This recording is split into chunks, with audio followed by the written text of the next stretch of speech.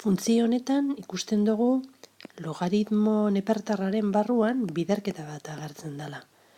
Biderkaketa hori izango litzateke, u bider v, hau da, u adibidez izan daiteke x, eta v, e ber minus x.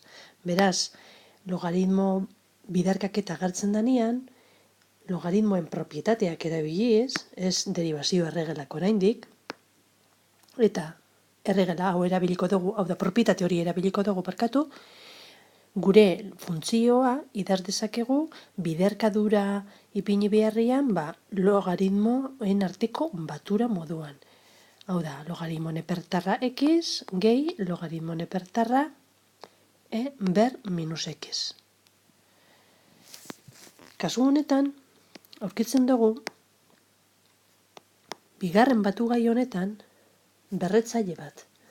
Eta berretzailea dakizunez, beste propietate batek esaten du, logaritmoen propietate batek esaten du, agertzen bada, berreketa bat logaritmoan, idaz daitekela, berretzailea biderkatzen logaritmo oinarriarena. Hau da, gure kasuan, ikusten duzun moduan, erregela hau erabil dezakegu berretzaile hau biderkatzen ipintzen badugu logaritmo nepertarraren aurrian. Baina, minus x ipintzen dugunean aurrian biderkatzen, gehi hori ipini beharrian orain ken ipiniko genduke. Ken logaritmo nepertarra e. Baina, dakizunez, logaritmo nepertarra e bat da. Beraz, gure funtzioak oso itxura simplea hartu du. Gure funtzioa orain idaz daiteke era honetan. Logaritmo nepertarra x, ken x. Bider bat, beraz, ken x. Hau bai da orduan oso funtzio erreza deribatzeko. Ez dugu erabili behar, hemen ipini dugun legea, berreketa funtzio esponentzialaren deribazioarena, ze propietatea logaritmoen erabiliz, funtzioak hartu duen itxura oraindik errezagoa da. Orduan, deribatu behar dugunean funtzio hau ikusten dugu gai bi agertzen direla, eta beraien arteko kenketa. Orduan, deribatu behar dugu lehenengo gaia,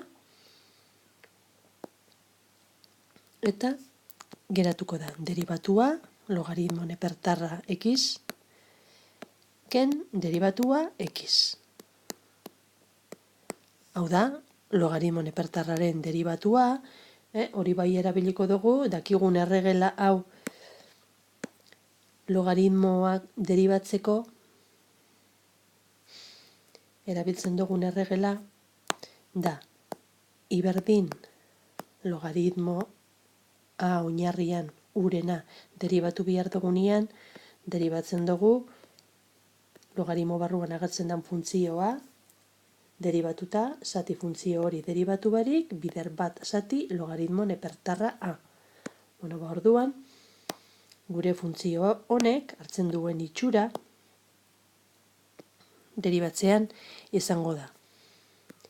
Deribatu behar dugu logaritmo nepertarra x, esan dugun moduan. Orduan, goian deribatzen dugu x, zenbakitzailean, bat, eta izendatzailean x ez dugu deribatzen.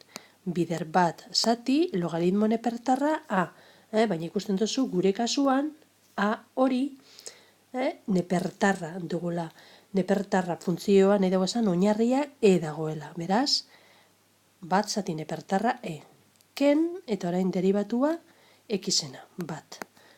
Nepertarra e bat denez, emaitza oso simple geratzen da. Bat zati x, ken bat. Zatitzailea ipintzen badugu aman komunian, era honetan geratzen zaigu.